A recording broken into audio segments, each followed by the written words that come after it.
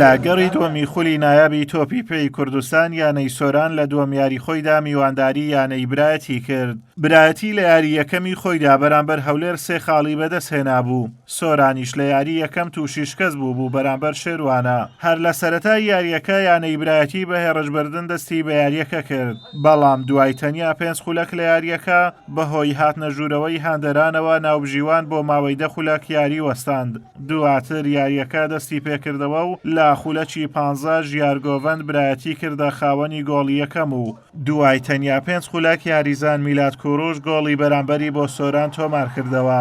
بەڵام جارێکتر یاریزان بیلال ساڵح گۆڵی دووەمی بۆ برایەتی تۆمار کرد و گێمی یەکەم بە 2 گۆڵ بەرامبەر بە گۆڵێک بۆ برایەتی بە کۆتا هات. لە گێمی دووەم دوای چەندین گۆڕانکاری لەلایەن هەردوویانەوە جارێکتر یانەی برایەتی لە ڕێگای یاریزاندا ناعوسمان توانی گۆڵی سێەم تۆمار بکات و هەمان یاریزان لە خولەکی 86 گۆڵی دووەمی خۆی و چوارەمی برایەتی تۆمار کرد. هاوکات لە خولەکی زیادکراویش کامەران خالید گۆڵی پێنجەمی بۆ یانەی برایەتی تۆمار کرد.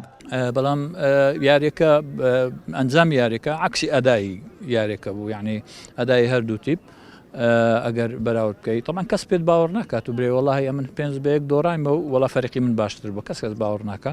بەڵام ئەوانەی کە لێرە بوون هەموو ئەوان ئەگە بە ئینسافەوە سەیری یاریەکە بکەیت تیپێک بەرگری ئەکرد و گۆڵی ئەکرد، تیپێکیش هێرشی ئەبرد و باجی هەڵە سەرەتاییەکانی هێلی بەرگری ئەدا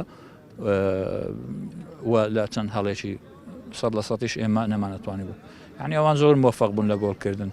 بەس بە شێوەیەکی گشتی ئێمە یارێکی زۆر باشمان کرد، ئەوەی جێ دڵخۆشیە، ئەوەی کە دڵنەوایمان دەکا، ئەو ئەدا باشە بووکەوە ئێمە پێشکەشمان کرد لە یاریەکە.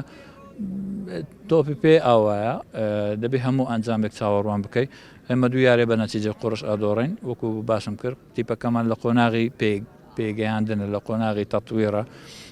بەو ئەنجامە یانەی برایەتی لە یاریدا هاتوو لەگەڵ سیروانی نوێ یاری دەکات و یانەی سۆرانیش لە چاوەڕوانی دەبێت. ئازادۆمەراوی کەناڵی ئاسمانی پەیام، قەزای سۆران.